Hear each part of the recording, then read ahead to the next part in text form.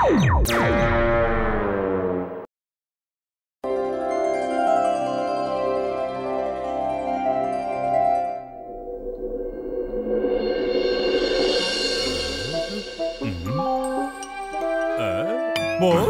ఈ పుస్తకంలో మైక్రోఫోన్ ఎందుకు పెడుతున్నారు? ఇది భవిష్యవాణి పుస్తకం. దీన్ని మోటు చదువుతున్నప్పుడు ఈ హెడ్ ఫోన్ ద్వారా మీరు దీన్ని వినగలుగుతారు. ఆ తర్వాత భవిష్యవాణిని మీరు నిజం చేస్తారు. అప్పుడు తను అనుకుంటాడు, నిజంగా నేను పరమజ్ఞాని, సాధు, సన్యాసిని అయిపోయాను అని. అప్పుడు అతన్ని నేను దేశ సేవ కోసం పంపించేస్తాను. ఆ తర్వాత ఇక మనకి అతని గొడవ శాశ్వతంగా అసలు ఉండదు.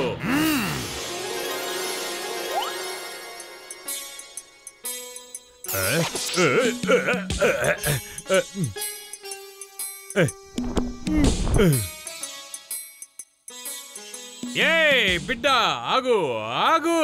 నేను నీ మొహం పైన మహా సన్యాసి యొక్క తేజస్సుని చూడగలుగుతున్నాను. నీ జన్మ లోక కళ్యాణం కోసమే జరిగింది బిడ్డ. నమ్ము బిడ్డ. ఏమిటి, నిజంగానా గురూజీ? బిడ్డ, ఈ బాబా సత్యం తప్ప అసత్యం పలకడు. లేదు లేదు స్వామీజీ, క్షమించండి, నన్ను క్షమించండి. అయితే తీసుకో గురువిచ్చే చమత్కారమైన పుస్తకం.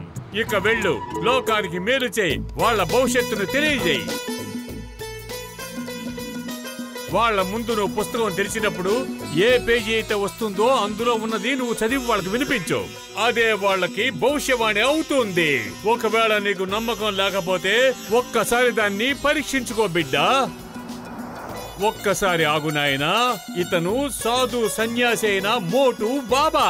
ఇతను నీ భవిష్యత్తుని తెలియజేస్తాడు. మోటు బాబా గారు, ఒక్కసారి పుస్తకాన్ని చూసి తెలియజేయండి అతని భవిష్యత్తు ఏమిటో.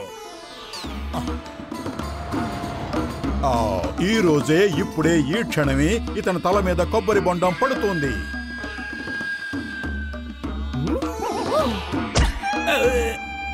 శక్తి కలిగిన సన్యాసి బాబా, మీరు చెప్పింది నిజమయ్యింది. నిజంగానే ఇది చమత్కార పుస్తకమే. అయితే వెళ్ళు మోటు బాబా. అందరికంటే ముందు పురిపురి నగర్ ప్రజలకి సేవ చేసుకో. ఆ తర్వాత సమాజ సేవ కోసం దేశ విదేశాలకి తరలి వెళ్ళు. వెళ్ళు బిడ్డ. నా ఆశీస్సులెప్పుడు నీతో సదాకాలం ఉంటాయి. వెళ్ళు.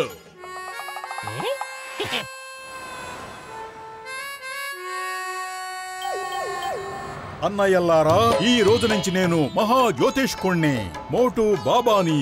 అందరి భవిష్యత్తును తెలియజేసి లోక కళ్యాణం చేస్తాను. మోటు, నా ప్రాణ స్నేహితుడా, నేనైతే నీకు ఎలాంటి మందు తాగించలేదు. నువ్వు హఠాత్తుగా జ్యోతిషుడు ఎలా అయ్యావు? భవిష్యత్తు తెలియజేయడంలో నాకు 20 ఏళ్ల అనుభవం ఉంది. ఈ మోటు భవిష్యత్తుని ఎలా తెలియజేస్తాడో. ఏయ్ మోటు, అయితే కొంచెం నా భవిష్యత్ ఏంటో చెప్తావా? బిడ్డా, ఈ రోజు నీకు ధన ప్రాప్తి లభిస్తుంది. ఏంటి, నిజంగానా?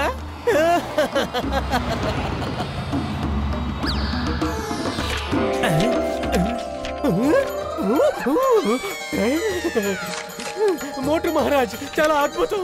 మీరు చెప్పిన భవిష్యత్తు అక్షరాల నిజమైంది. ఇదిగో చూడండి. మోటు మహారాజ్ కి జై, మోటు మహారాజ్ కి జై. మీరు చెప్పారు కదా ధనలాభం వస్తుంది అని, ఇదిగో వచ్చింది. మీరే చూడండి. జై మోటు మహారాజ్ కి, జై మోటు మహారాజ్ కి. సంతోషంగా ఉండు బిడ్డ, సంతోషంగా ఉండు. మోటు మహారాజ్ కి జై, మోటు మహారాజ్ కి జై.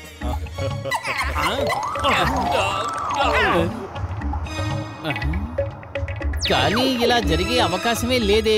సరే మోటు, కానివ్వు. నువ్వు నా భవిష్యవాణి చెప్పు. ఈ రోజు నువ్వు ఒక భయంకరమైన యాక్సిడెంట్ నుంచి తప్పించుకుంటావు. అలాగా? అయితే నేను ఇప్పుడే ఇంటికి వెళ్ళొస్తాను.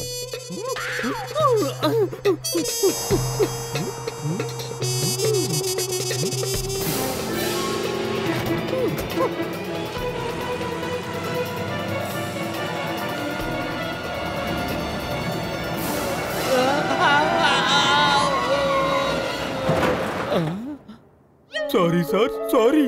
ఇప్పుడు మీకు యాక్సిడెంట్ అయ్యి ఉండేది, తప్పించుకున్నారు.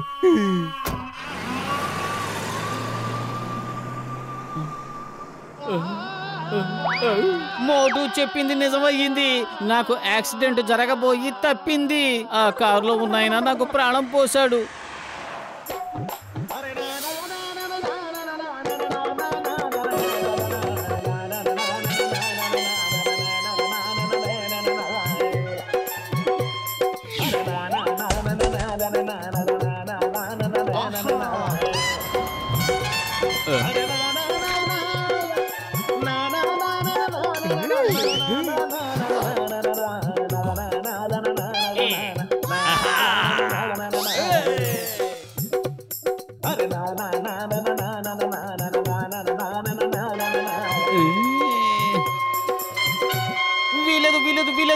ఇలా జరగడానికి వీల్లేదు. ఖచ్చితంగా ఇందులో ఏదో తిరకాసు ఉంది.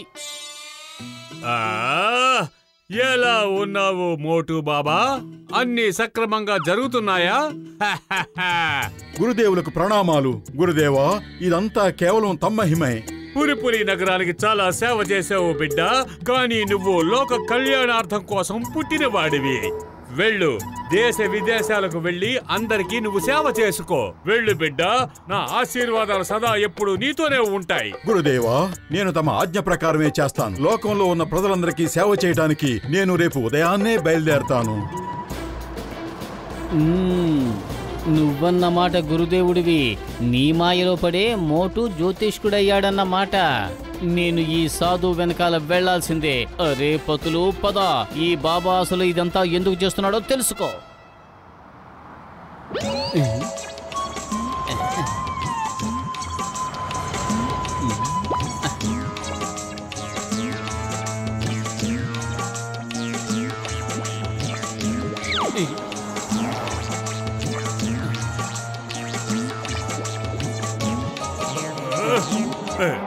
ఓహో, అంటే ఇదంతా ఈ జాన్ బాబా ఆట. నాకు ముందు నుంచి అనుమానంగానే ఉంది. ఇప్పుడుంటుంది అసలైన మజా. పోయి పత్రు, ఇదిగో తీసుకో. మోటు దగ్గర ఎలాంటి పుస్తకం అయితే ఉందో ఇది అచ్చం అలాగే అచ్చుకుతున్నట్టుంది. ఇప్పుడు ఈ అసలైన మజా మొదలు కాబోతోంది. కాచుకో జాన్ బిడ్డ, ఇప్పుడు నీకు గుణపాఠం నేర్పే సమయం వచ్చింది. మోటు బాబా గారు, పురిపురి నగర ప్రజల సేవ ఇంకా పూర్తి కాలేదు.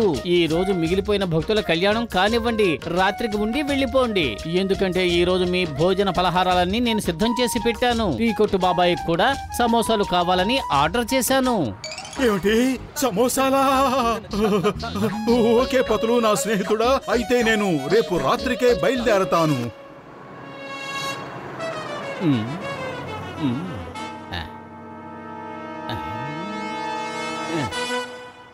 మోటు బాబా, నీ భవిష్యవాణి గురించి నేను చాలా విన్నాను. బాబా గారు, కాస్త నా భవిష్యత్తు కూడా చెప్పండి. నేను ఈ రోజు ఎవరిని కొడతాను? భాస్కర్ బిడ్డ, ఒకవేళ నువ్వు పొడుగు పెరగకుండా గెడ్డాలు మీసాలు పెరిగిన వ్యక్తిని, వయసు పెరిగిన వ్యక్తిని పట్టుకుని కొట్టావంటే అప్పుడు నువ్వు వరల్డ్ ఛాంపియన్ కావటంలో ఎటువంటి సందేహము లేదు. అలాగా? మరి పొట్టిగా ఉండి గడ్డలు మీసాలు ఉన్న వాళ్ళు ఎవరున్నారు? మోటు బాబా, ఇక్కడ అటువంటి వ్యక్తి ఒకే ఒక్కరు ఉన్నారు, జాన్. అతను కూడా కురచగానే ఉంటాడు. పర్వాలేదా? పొట్టివాడే కావాలి. జాన్ కూడా అలాగే ఉంటాడు కదా. ఏం జరుగుతోంది ఇక్కడ? ఏం జరుగుతోంది? బహుశా ఈ మైక్రోఫోన్ పాడైపోయినట్టుంది. బాక్సర్ అన్నయ్య, అలా చూడు. జాన్ ఆ చెట్టు వెనకాలే దాక్కున్నాడు. ఈ రోజు నా చేతిలో నువ్వు అయిపోతావు. పెద్దన్నయ్య, ఎందుకు కొడుతున్నావో ముందు చెప్పి కొట్టు. బిడ్డా, ఒకవేళ నువ్వు ఎవరినైనా దొంగను కొట్టావంటే అంతులేని సంపద నీ సొంతం అవుతుంది. మోటు బాబా అంటే జాన్ లాగా. ఎస్, ఎవరైనా దొంగను పట్టుకుని కొట్టు.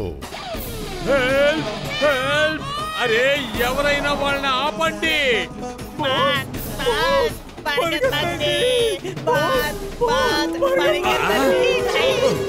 రండి, పారిపోదాం. అరే, ఆ విషయం చెప్పి కొట్టండి. అసలు నన్ను ఎందుకు కొడుతున్నారో చెప్పండి. ఇది భవిష్యవాణి చెప్పింది. నిన్ను కొడితే మాకు బోల్డని డబ్బులు లభిస్తాయట. ఎవరైనా జాన్ అనే పేరు గల వ్యక్తిని కొట్టారంటే మీకు నిధులు దొరుకుతాయి. ఆగండి మోటు బాబా, ఆగండి. అరే, ఇది నాది కాదు. ఈ పుస్తకం నాది కాదు. ఎస్ జాన్, ఈ పుస్తకం నా గురుదేవునిది. నువ్వు నా గురుదేవుడివి కాదు కదా. అది నేనే మోటు, అది నేనే. ఇలా చూడు, బాగా చూడు.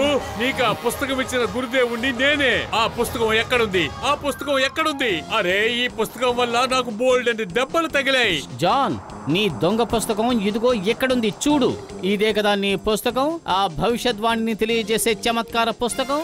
అరే చింగం గారు నన్ను కాపాడండి, జైల్లో పడేయండి. కానీ వెళ్ళి చిన్న కాపాడండి, కాపాడండి ప్లీజ్ చింగం గారు, నన్ను జైల్లో పడేయండి. ఐఎమ్ వెరీ సారీ నా మిత్రమా. నేను జాన్ చేతుల్లో మోసపోయాను. నువ్వే గనక లేకపోయి ఉంటే ఈ పాటికి నేను ఊర్ల మీద పడి ఉండేవాణ్ణి. అరే మోటు, మరి స్నేహితులుండేది ఎందుకంటావు? ఇంకెప్పుడు తప్పు చేయను, ఈసారి వదిలిపెట్టండి.